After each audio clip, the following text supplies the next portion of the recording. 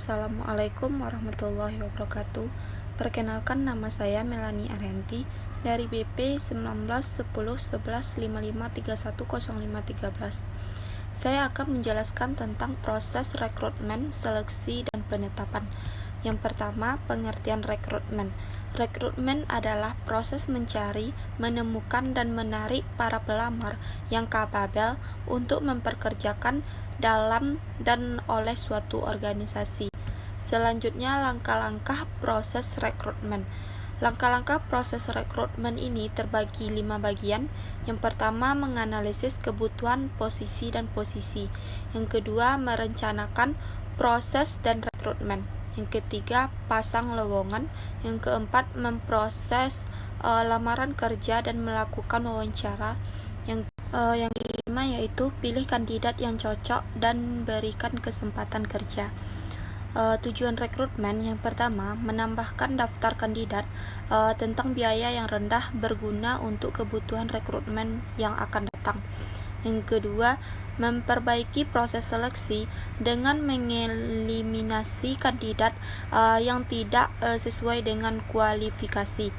Yang ketiga, memenuhi kewajiban sosial dan hukum organisasi. Yang keempat, mencari kandidat yang tepat. Pengertian seleksi adalah proses memilih pelamar sampai dengan memutuskan pelamar mana yang diterima atau ditolak untuk menjadi pegawai. Faktor-faktor yang harus diperhatikan dalam proses seleksi, yang pertama, menawarkan tenaga kerja. Yang kedua, tenaga etis. Yang ketiga, tenaga organisasi. Yang keempat, kesamaan kesempatan. Langkah-langkah dalam proses seleksi. Yang pertama, menerima surat lamaran. Kedua, menyelenggarakan ujian. Ketiga, mengecekkan latar belakang dan surat referensi. Keempat, evaluasi kesehatan. Kelima, wawancara oleh manajer yang akan menjadi atasan langsung. Keenam, mengenalkan pekerjaan. Ketujuh, keputusan atas lamaran. Selanjutnya yaitu penetapan.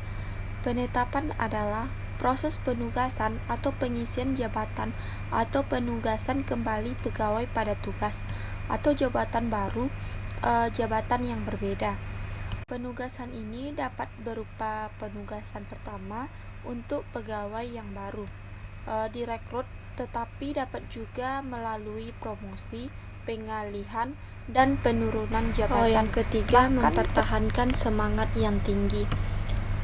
Transfer adalah pemindahan terjadi ketika seseorang karyawan dipindahkan dari pekerjaan ke posisi lain yang relatif sama dalam gaji, tanggung jawab, atau tingkat organisasi.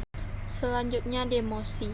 Demosi berarti perubahan jabatan menuju jenjang atau jabatan yang lebih rendah dan didasarkan oleh pertimbangan turunnya prestasi dan kemampuan kerja karyawan yang bersangkutan.